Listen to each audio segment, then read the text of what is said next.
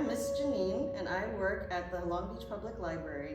We're excited that you're joining us for our hula presentation today. This is part of our Asian Pacific Islander American Heritage Month series. This series will run from May 1st to May 29th. We're highlighting Asian Pacific Islander culture, food, stories, and more. And now I'd like to introduce our hula performers, Leslie Hashimoto and Jonathan Quant.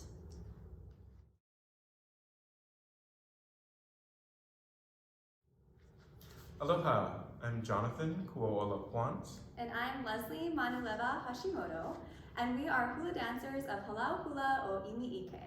So today, Jonathan and I are honored to share with you our aloha, or our love, for hula and the Hawaiian culture. Fun fact, the word aloha actually means 3 different meanings: hello, goodbye, and love.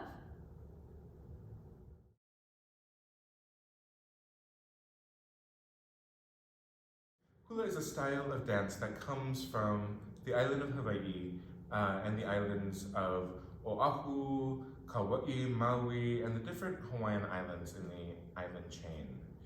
The style honors the gods of Hawaii and the ancient Polynesian cultures, the chiefs or the monarchs of the Hawaiian people of the different islands, and to glorify and celebrate the beauty of the Hawaiian Islands and the land and the beautiful nature. So there are chants and songs about the mountains, about the sky, the trees. There are chants to honor the gods and goddesses of nature like Pele, the goddess of volcanoes, and Mauna Kea, which we may have heard of today because of the important movement on the Mauna Kea mountain.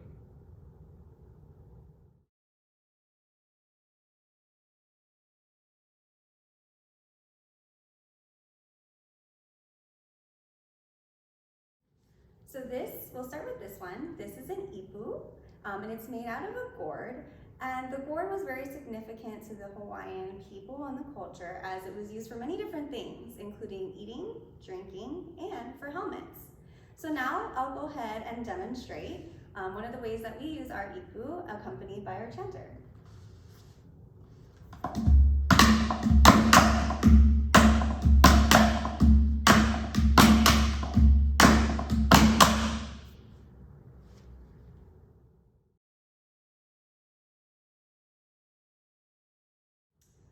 And these are pu'ili, and they make a rattling sound when they are hit against each other or against the body. So I'll go ahead and give a quick demonstration of how pu'ilis are used in a hula.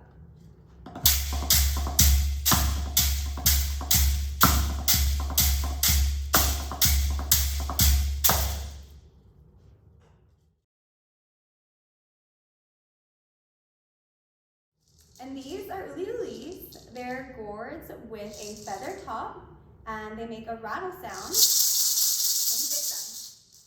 One of the ways that we use that rattle sound is in a chant called Lanakila ke ka'aahi ali'i, a chant about the train that the last queen of Hawaii, Liliu'o Kalani, would use to travel around the island.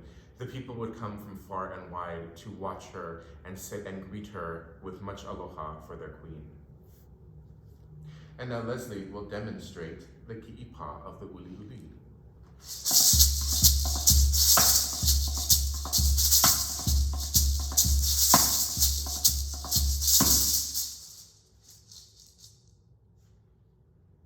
Along with the standing style of hula that Leslie demonstrated, there is also the hula noho, or the seated hula, and you can also use the many implements that Leslie demonstrated.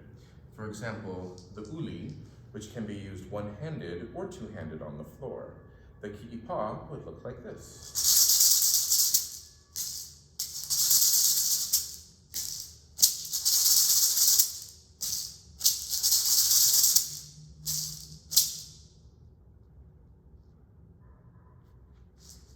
The pu'ili, or the split bamboo, can also be used on the floor as a double pu'ili,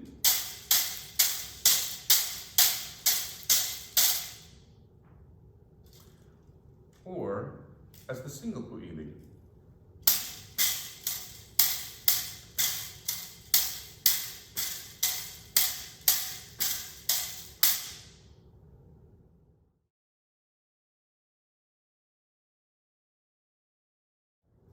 Leslie demonstrated the smaller ipu, the Ipohula. This ipu is used by the chanter or the ho'opa'a or the kumuhula or the hula teacher or hula master. This is called the ipuheke. It is actually two gourds combined in one, with the larger gourd on the bottom and the smaller gourd on top. It has a deeper sound that is more resonant and used to accompany the chanter's voice and the dancers.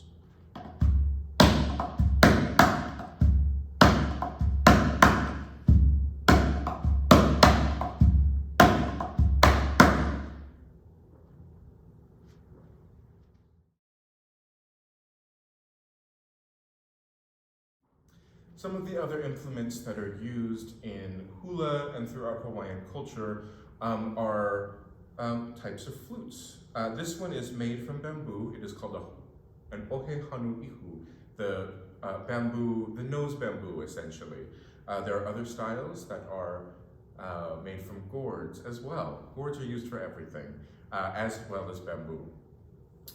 The unique thing about Hawaiian flute traditions is that they are played with the nose, because the mouth is where bad words can be spread.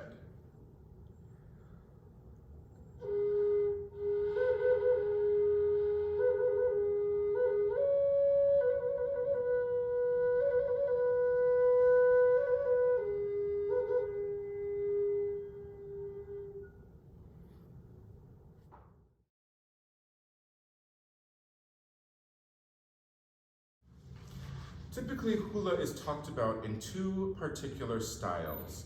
One style is kahiko, which means the ancient style or the old style.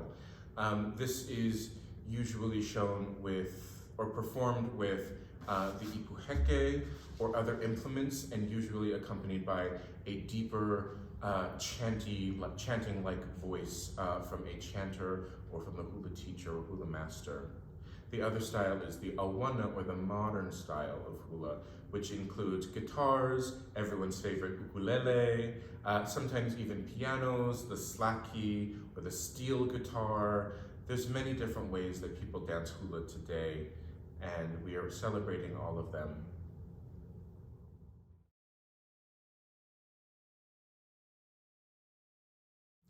The hula dancer wears a very complex, different style of costuming.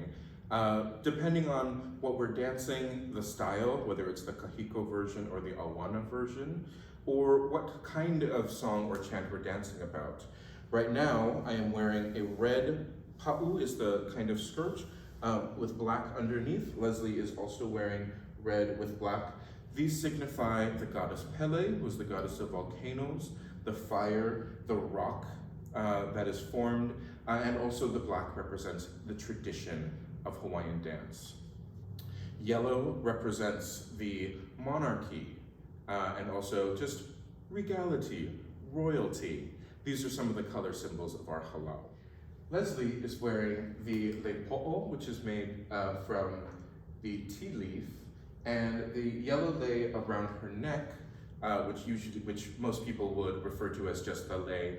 You can call it the le'a'i, which is the throat, around the throat, or the lepo'ohivi, which means the shoulders. The lei is supposed to adorn the shoulders, not just be hanging by the back of the neck.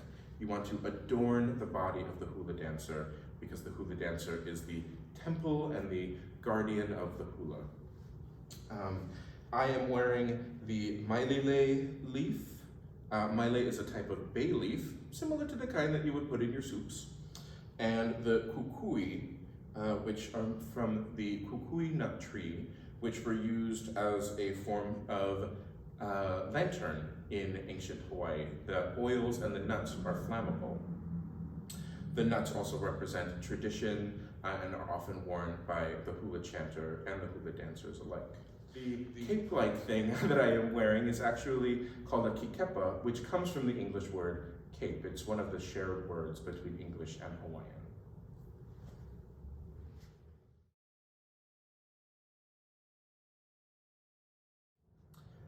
The hula tells a story. Leslie will demonstrate for us Ke Ha'ala Puna, the dance at Puna. the story of the origins of the hula. This story tells of our story, our halau, where the hula comes from.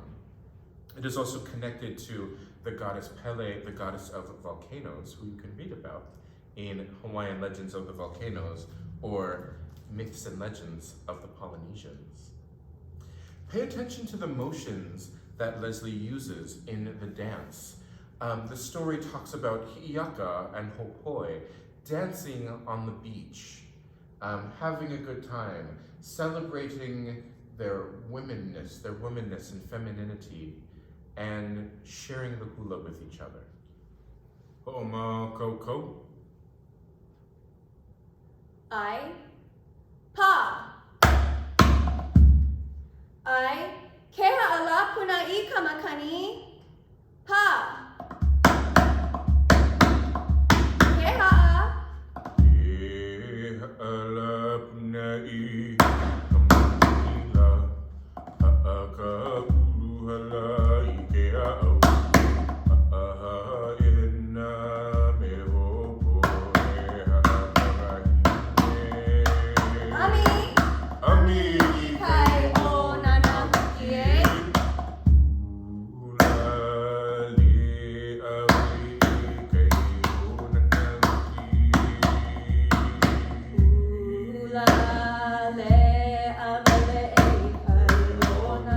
kie. O puna.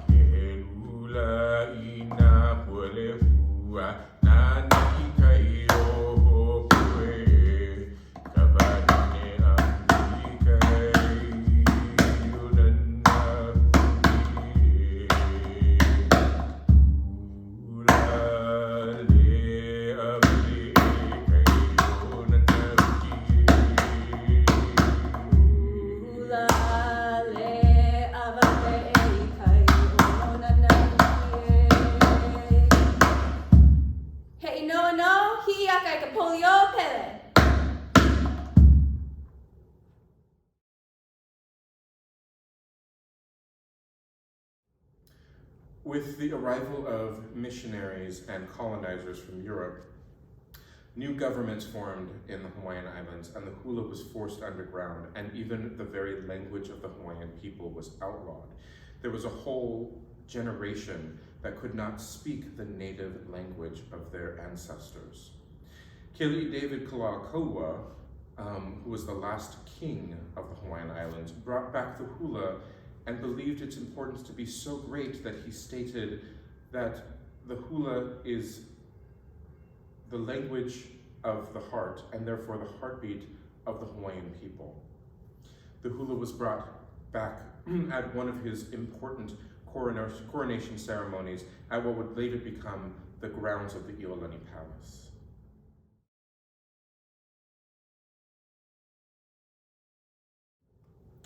You may have noticed that some of our leis are not made with real flowers.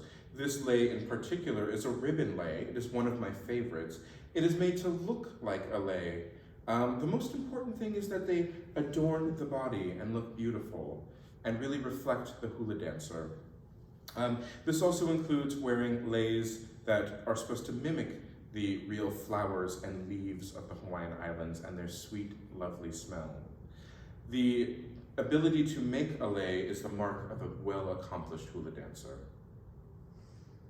This song we will dance right now will celebrate the picking of the leaves and the flowers. So the last song we'll be dancing for you today is called E Waianae, a song about hula. It talks about going to the Waianae forest and picking the kukui, maile, and palapalai that a dancer wears in performance. From the smell of the kukui tree, to the ferns that cover the valley, to the feeling of the rain hitting your skin.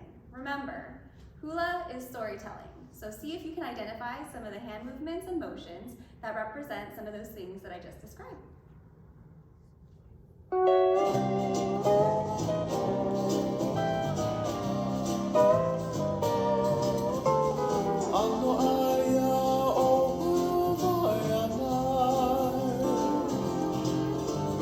Ka pina I ka malu o ka